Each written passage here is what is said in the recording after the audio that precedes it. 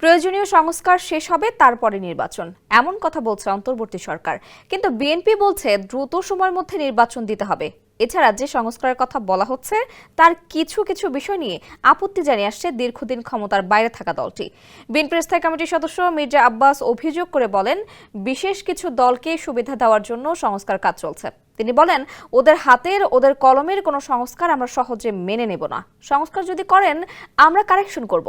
BNP সেই correction অন্যান্য রাজনৈতিক দলের সঙ্গে মিলেমিশে ঠিক করে তা জাতির কাছে তুলে ধরবে। ওই সমস্ত তথাকথিত বুদ্ধিজীবী যারা এদেশের নাগরিক পর্যন্ত নয় তাদের দিয়ে আপনারা সংস্কার করবেন, এটা আমরা মেনে নেব না।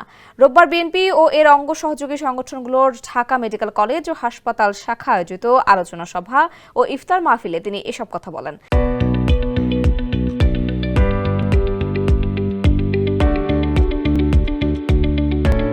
মির্জা আব্বাস বলেন, আমরা চাই নির্বাচনের জন্য যতটুকু সংস্কার দরকার ততটুকু করে নির্বাচন দিন।